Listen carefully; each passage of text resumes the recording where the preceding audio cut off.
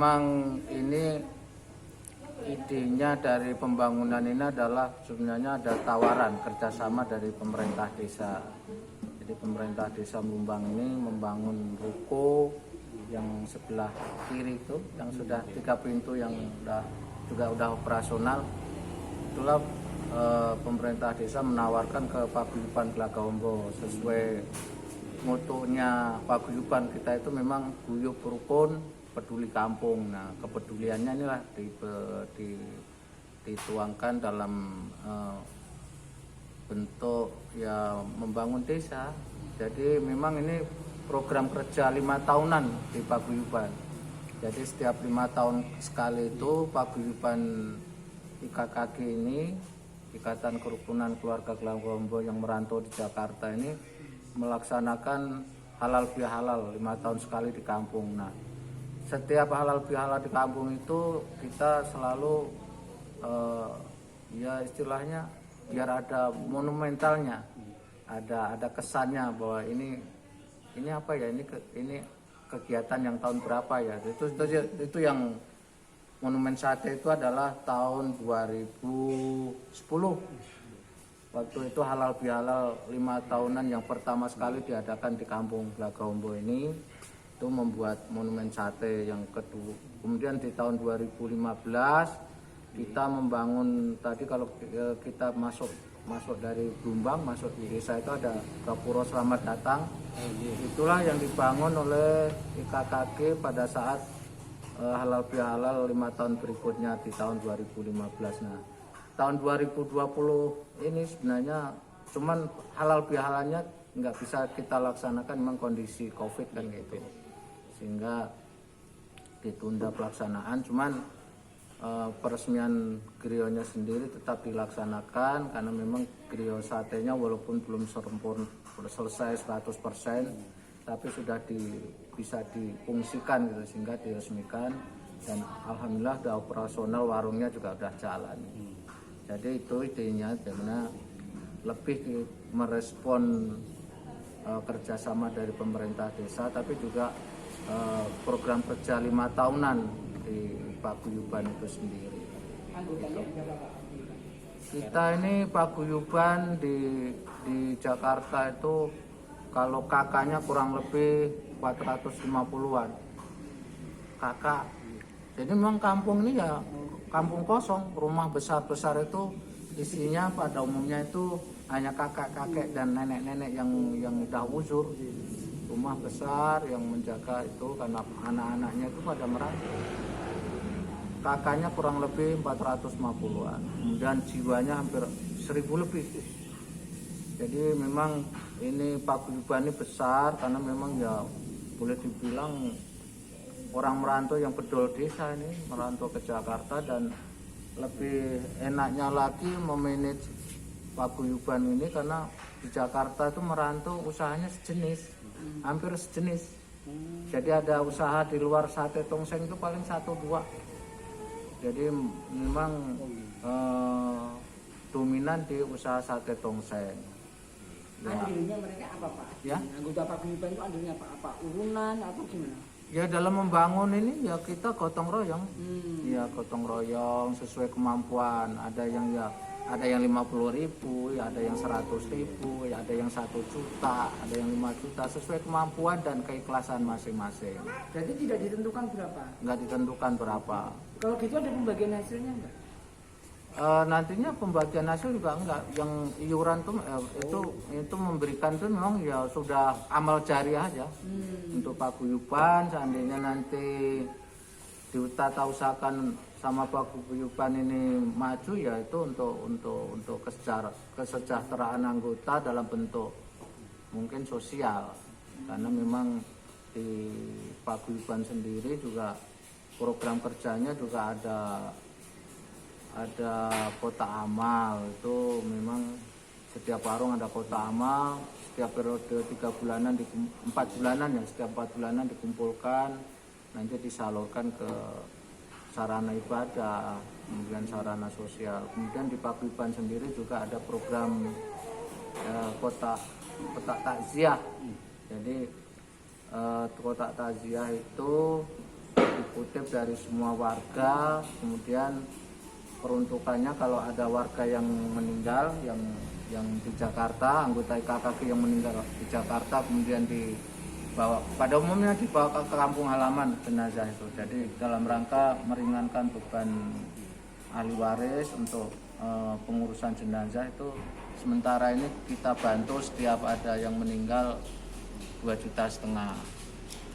Kemudian kepada warga yang di kampung ini, jika kalau ada yang meninggal, dari Paguyuban juga memberikan dana takziah 600.000 setiap ada warga Lakomboni yang meninggal. Itulah program kegiatannya Paguyuban di Jakarta. Kalau mereka kehidupannya di Jakarta bagaimana Pak? Apa maksudnya sudah seneng atau sudah mapan gitu atau gimana? Ya alhamdulillah pada umumnya bisa hidup yang layak lah. Bahkan ya ada yang dibilang ya hidupnya ya hidup yang ada yang sejahtera, prasejahtera itu biasa lah, itu kan ya rezeki kan masing-masing ya, ada yang besar. Makanya tadi juga saya sampaikan dalam memberikan bantuan untuk pembangunan itu ya bervariasi sesuai kemampuan keuangan masing-masing dan keikhlasan masing-masing. Ada yang besar, ada yang kecil, dan itu enggak menjadi yang ngasih kecil merasa rendah diri juga enggak, yang besar itu ya memang udah Paguyuban ini memang ya rasa kebersamaannya udah tinggi kan. Mereka yang merantau itu KTP-nya pindah Jakarta atau tetap di sini? Nah itu udah pindah Jakarta, makanya ya itu Mas, hak politiknya di kampung ini tercabut. Kalau ada pilihan desa itu nggak bisa milih di sini. Nah ini yang mungkin ke depan mungkin harus kita pikirkan, apa walaupun merantau kemudian KTP-nya di Jakarta bisa hak pilihnya di kampung ini nggak dicabut kan itu. Sementara kan kita memberikan kontribusi di kampung halaman ya, walaupun kecil ya. Ya. Gitu Mas. Kalau ini jadi yang dijual itu Ya mungkin dari sisi cita rasa mungkin ada beda mungkin. Ya kalau di kawan-kawan ini juga udah berinovasi. Kalau sate itu kan pada umumnya kan dibakar ya. Kalau kawan-kawan ini Jakarta ada istilahnya sate goreng. Nah, sate kan sebenarnya kan jentiknya dibakar kan, tapi ada sate goreng. Kemudian ada guli itu kan pada umumnya ya direbus kuah gitu kan. Tapi ada diinovasi menjadi guli goreng. Jadi walaupun berkuah tapi cita rasanya itu kayak digoreng. Gitu. Kayak sop buntut tapi sop buntut goreng itu kan ada juga kan. Bapak sebagai ketua Paguyuban Pak? Saya bukan ketua Paguyuban, ketua pelaksana pembangunan gitu. Oh, oke. Kalau ketua Paguyubannya Pak Dadi, sementara ini di Jakarta. Kemarin pada saat peresmian tanggal 26 kemarin beliaunya ada. Harapannya apa Pak? Ya harapannya ke depan ya Paguyuban ini tetap sesuai motonya guyup rukun peduli kampung. Kalau memang ada kemudahan di sana ya kita berharap sebagai pengurus ini ke warga IKKG ini tetap mempedulikan kampung, kita bangun bersama-sama. Ya alhamdulillah nih kampungnya agak ya ada tanda-tanda kemajuannya sudah lumayan. Yang merantau itu sudah berapa tahun Pak rata-rata? Bervariasi Mas, ada yang baru, ada yang memang sudah puluhan tahun kan itu, karena ini Paguyuban ini berdiri tahun 82-an, tahun 82. Jadi tahun 82 itu kalau saya aja waktu itu mungkin kelas 2 SMA kan itu. Sekarang saya kerja udah pensiun, saya kerja aja 32 tahun 6 bulan kan. Di mana? Saya tadinya di Jakarta, udah pensiun. Gitu. Bapak sekarang akhirnya ini ada perubahannya Pak. Karena Paguyuban itu bisa merubah kondisi kampung ya Pak? Ya merubah enggak, memberikan kontribusi dalam rangka memberikan ya, kalau dulu tuh bangun jalan, sekarang karena pemerintah juga udah dana desa kan udah ada ya. Kalau dulu tuh terasa banget kalau udah bangun jalan itu Makanya sekarang kotak amalnya juga saldonya agak lumayan tinggi kan gitu. Kalau dulu mobilitasnya tinggi, kadang-kadang agak keteteran dana permintaan kampung ini dalam membangun jalan. Tapi kan karena sekarang desa juga udah dibangun sama pemerintah, ya kita sekarang, dan kemarin juga ada arahan dari beberapa sesepuh nih pada saat peresmian ini. Udah kalau jalan apa udahlah itu tugasnya pemerintah desa sama perangkatnya. Kalau mau memberikan kontribusi yang lain aja. Makanya ini, jadi Mas ini usaha ini, bangunan ini miliknya IKKG, Ikatan Kerukunan Keluarga Blagombo itu. Kemudian tanahnya punyanya pemerintah desa. Tanah. Iya, pemerintah desa. Nah ini MOU-nya sampai berapa lama Pak? Ya mungkin sampai akhir hayat kali. Sepanjang nggak ada perubahan peruntukan tanah ini kan ini. Kalau nanti misalnya ganti kepala desa akan ada perubahan nggak kira-kira? Saya rasa itu akan berkesinambungan.